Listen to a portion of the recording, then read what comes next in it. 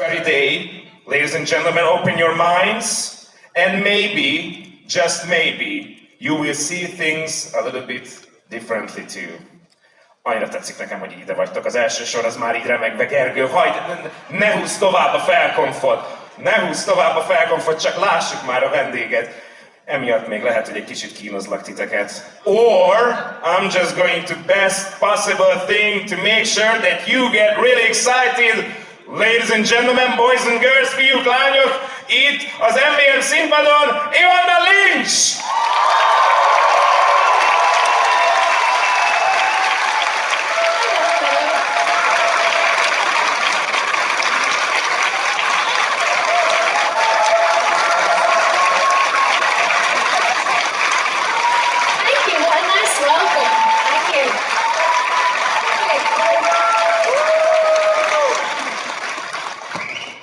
These guys are excited. Rightfully so. How is... That was a lovely introduction, by the way. Okay, all those things you identified about Luna. It's true that, you know, the quietness about her. And it's true, you do usually think magic is big and impressive. So, yeah, it was lovely what you said.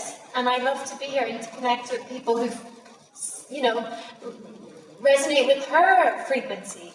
And how much of what I just announced is something that you can take home, take into your heart and be like, that's basically me as well? Was I making an okay job resonating with you, or was it more like fan service? What do you think? The announcement. No, I think it was her and me, because I often feel about that quiet part of me. I feel like, I'm in the wrong industry where you have to be a really big personality. But there are loads of people doing it a different way. And, you know, it doesn't mean there's not a lot going on or there's not a lot to say. So, yeah, I like that you've highlighted that. And yes, I will take it home. Well, have you ever been to Budapest? This is your first time? My first time, yeah. Okay. Let's go! Haftor made a good comment about the delicious food that we are having. So we have, us Hungarians, we have a praise kink. You know, we could appreciate any positive thoughts that you have, any good impressions that we so far had a chance to made on you, any good things that you were like, oh my God, Hungarians in Budapest is like the best. Well, I have to be really honest, I have not seen the city yet, and I have not been let to meet any of you yet. I've just been like... It means we have a job to do, ladies and gentlemen. We do have to show her a great time. But I will say, I appreciate that you guys are not morning people. We have a slow, gentle start to the day, which I really... Me too. You heard her, óvatosan, szépen lassan. We're gonna get her, sooner or later we're gonna get her. So first time in Hungary, first time in Budapest, but definitely not the first time meeting people such as these lovely folks at a Comic Con or a Comic Con widely place. I think there are two types of actors and actresses that we have a chance to meet. One are those who are not really geek or nerds in their hearts, you know, and then they take these jobs, they appear in these fictional universes, but they have a hard time understanding how are we such huge fans. And then, every once in a while, you have a chance to meet someone who I believe absolutely understands what we are going through. Yes, I would not be an actor if I wasn't a geek. Like, it was being a really obsessive reader that brought me here, so I don't really relate to the other kind who don't go into forensic detail about, you know, their passions and their characters. Yeah. Tell us about yourself from that point of view. What is it for you to be an avid fan, an avid reader, and just dwell into fictional universes? What connects you to people like us? Well, that keeps me alive when I have something to really be obsessive about. When I don't have a passion, I kind of don't see, I don't know what's the point of life. I get really, I can go down these dark places. So I need these things like books and movies that just keep the fire alive for me. And because it, you know, none of us know why we're here. None of us know what the meaning of life is. And then you find characters and you go, oh, I feel a real pull towards that series, or it's very meaningful for me. Because it is like stories for me really make sense of something quite meaningless that we just keep going on, and there's no map in life, and you find new philosophies all the time. And then, I'll read a story like the Harry Potter series and go, oh, I think there's something in this philosophy about, things like, for me, it would be about embracing our differences, or the power of friendship, like leaning into that supportive community. That's what it is for me, that being a geek and being obsessive about stories really gives me meaning, Any stories or fictional universes that you are really into these days as a fan, as a person? Let me think. Well, I told you backstage, my current thing, my special interest is astrology, so I'm like, I just care about the planets at the moment. Okay. Just a bit too out there. But my fandoms would be, I love the Avatar fandom, not the ones who control the elements. Because there's two Avatar fandoms. The geeky one. Is it the geeky? All right, a round of applause, mehetataps. Hol vannak az avatarosok? Nagyon jó. And then I've gotten really into just like romantasy as a genre, which is like fantasy, but for grown-ups. Just narrated one for like an Irish series, so I'm really into that. Okay. Before we appeared on stage, there was this trailer for the whole Harry Potter series, which is available on HBO Max, obviously. And like, the fun thing about this franchise is that it just doesn't age, right? Year after year, Christmas after Christmas, birthday party after birthday party, we sit down and be like, yeah, sure, watch 8 movies straight, right? Because why not? How do you connect with someone that is like in a good sense frozen in time? It's just age is like fine wine. It's like the same, and I say that as a positive thing. How do you connect to the franchise these days? Well, I connect here at the conventions, that's how I like to do it, because I find the online world increasingly not real and quite dystopian, So I like when I come here, and I meet versions of my past self, like people who are just discovering Harry Potter, or people who are going through, it was very crucial to me because I got really into the books when I was going through some mental health struggles, and I meet other people who are having that too. So it really reminds me, that you'll move on and you'll find other things, but everyone's at a different stage in their journey. And what people were able to do for me then, like these stories were able to help heal me or help me feel seen and safe. I'm able to do that for fans too, by just, a few moments of connection. And that's how I stay connected to it. And there's such a wholesomeness, such a sweetness about this fandom, because I feel like whenever people meet me, you're right, they're connecting to this timeless series from their childhood, and that it's like their inner child comes out for a few moments, and I get to see that, even if they've got kids or grandkids, or they have lived a whole life that I don't have these experiences, but I see their inner child for a moment, and what a privilege that is. That's a very beautiful thing. Yeah. Hallottam, hogy valaki elkezdett tapsolni, ezt mondjuk, hogy jó, bátran el kell, így van.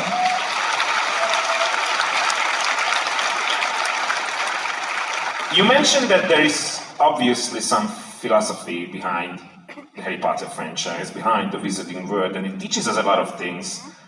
What do you think, what is number one message that is a good message? As you mentioned, power of friendship, for example. What is the main message that is resonating with so many of us that we're still with the franchise all the time? What is the main message of the Wizarding World? I feel like every time I reread the books, I find something new.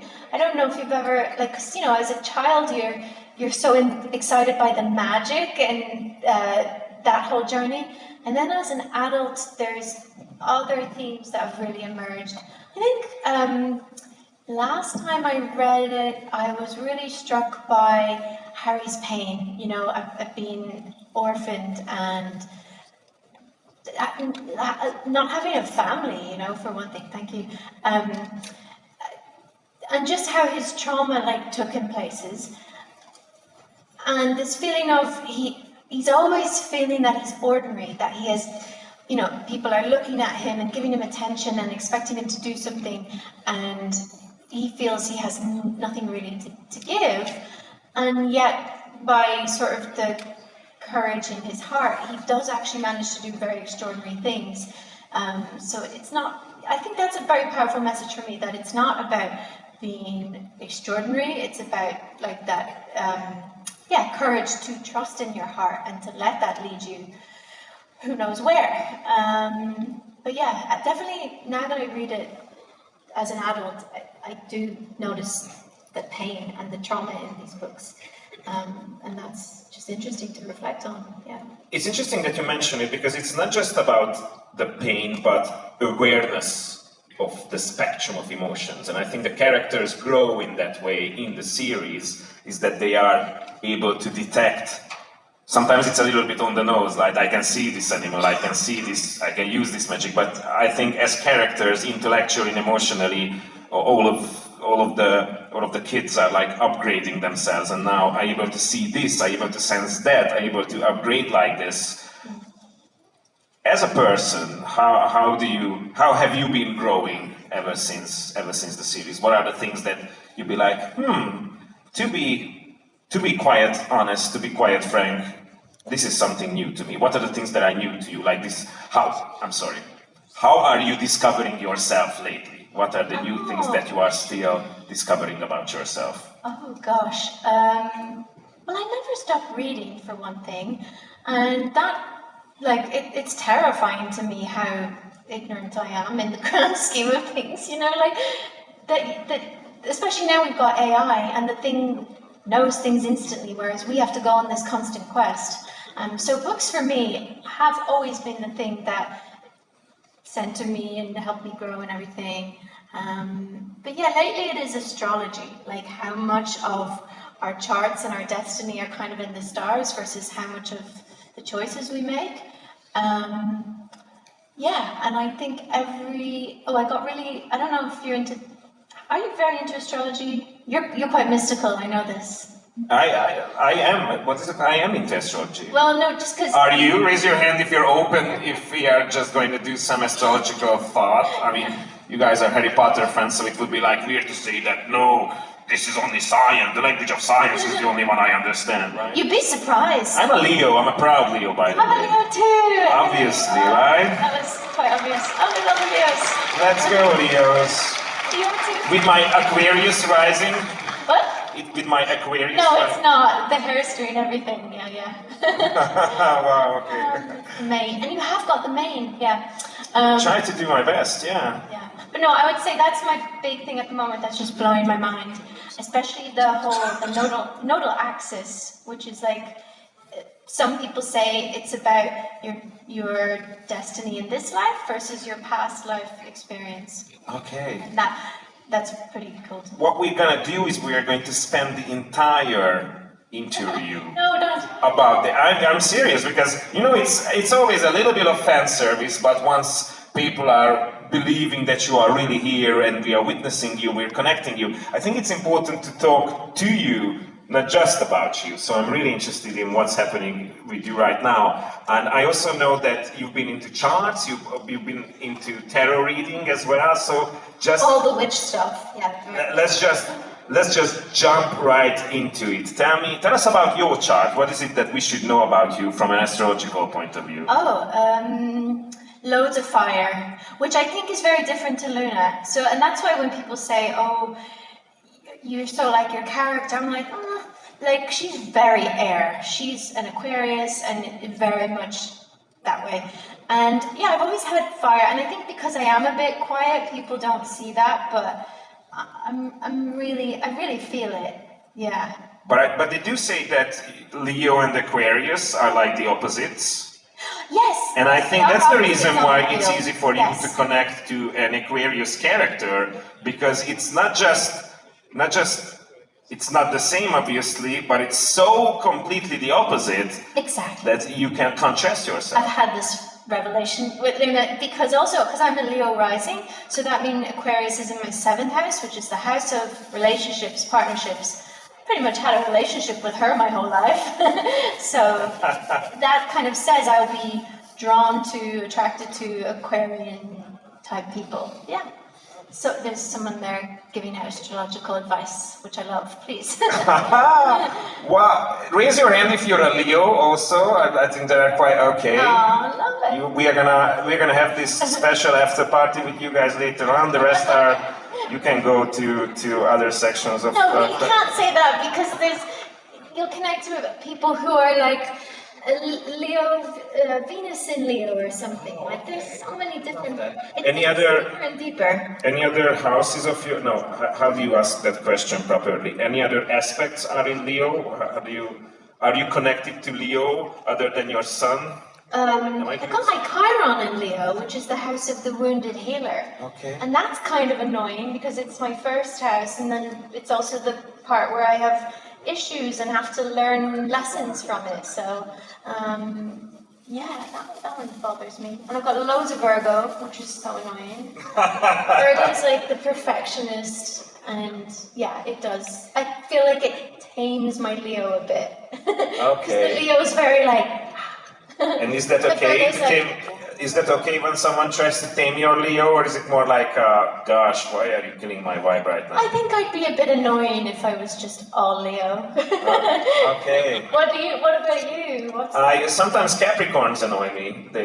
I think they are again quite perfectionists, and Yes. and they're like, I'm all there trying to have some fun, having this quite bombastic character of mine, and they are like judging me. And I'm like, am I that shallow of a person? And they are like, yes, you are.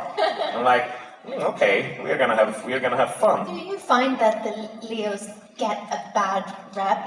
Definitely. Yes, and it's like And seen as kind of ostentatious or whatever. But you need someone to be in the light and to be leading and taking that power. Yeah. That's your gift. we are necessary forces of nature.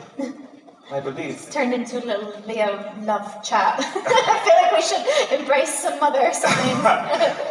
Well, what is happening right now is what gives an interesting reputation to Leos. They are sitting on the stage and they are talking about themselves, right? Yes.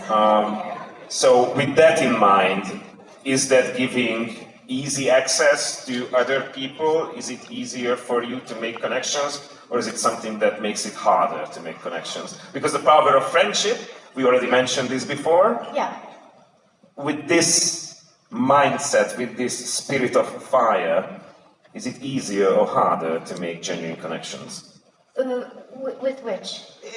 Just in your personal experience, in your life, is this attitude, this Leo energy, this fire energy, is it something that makes it easier to connect to people, or is it something that every now and then makes it a little bit harder because of all the fiery energy? I mean, we're not all for everyone, are we? So when I do meet a fire sign, like, it was not hard to connect with you out there.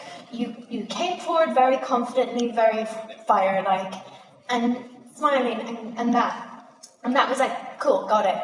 Whereas, there are other signs that it takes a minute to click into them. So I think it's that. We all connect with different people and different parts of them, so I don't know if it's easier. It's quite direct, I suppose. Yeah, it's not as cerebral as it would be with some signs. Yeah. Am I nailing this interview? Am I making a catastrophe out of this? I'm not quite sure, but I'm having a great time, so at least that counts for something. We know that you are quite vocal about a lot of issues out there. It seems like that there is some sense of judgment within you, like you need things to go in the right direction, from animal cruelty to just as human beings being able to raise our voices. What do you think? Where does it coming from? Why is it that? Because some people never really give a penny about things, and then here you are being vocal about stuff. Okay. Where is this coming from?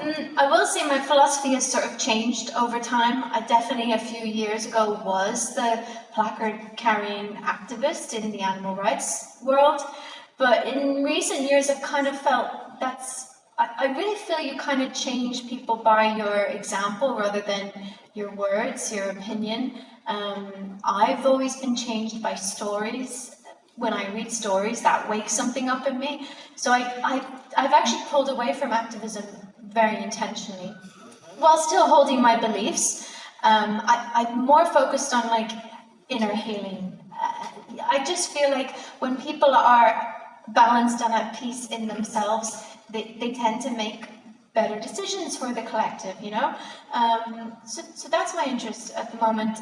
But I would say that came from, so I'm from Ireland, which is a very Catholic country. My parents are both teachers, and in our household, like, I used to wish I had like stage parents, you know, who'd like push me out there and help with my career. They were so not that, still not that. They're clueless on, you know, how to get ahead career-wise. But in my household, kindness, that was it. That was how a person was valued, I think. So I think as soon as I got into the position, which, you know, in this film, which was an extremely privileged position in so many ways, there was a sense immediately of guilt, of going, why me? Why should I have this over other people when I don't, like, why did my siblings not get something like this? You know, they're all teachers, they all have to work really hard to make their living. So I think I immediately had this sense of, well, I better do something to justify having all of this responsibility, all of this privilege, in a way that probably wasn't balanced. It was coming a little bit from inadequacy, of feeling like, I don't deserve this, so I better go and do something good. And now I'm trying to bring it back more to balance of speaking about things because I love to, because it's the world I want to create. Does that sort of make sense? That's such a beautiful part of self-reflection when you are not idolizing something positive that you do, but realize that we are just, after all, human beings, or stardust, as we already established, and our motivations are coming from all different places. Last minute of this interview, turning our attention back to planets, blaming everything on the stars.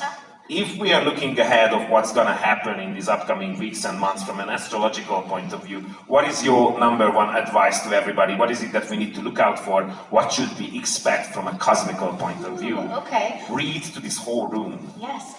Okay. Well, I'm very much a student of this, so I'm not advanced at all, and it's so complex. It is Aries season, as we know. A lot of planets just moved into the Aries sign. Which is all about fire. It's the first sign in the zodiac. It's about taking action.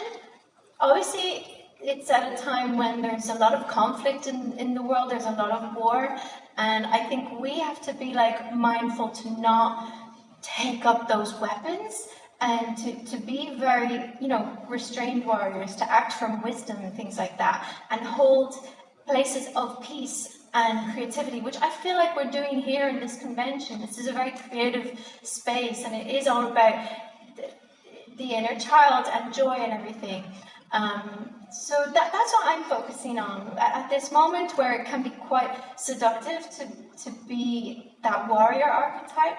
I want to use that Aries fire to be really creative. Yeah, to not be destructive.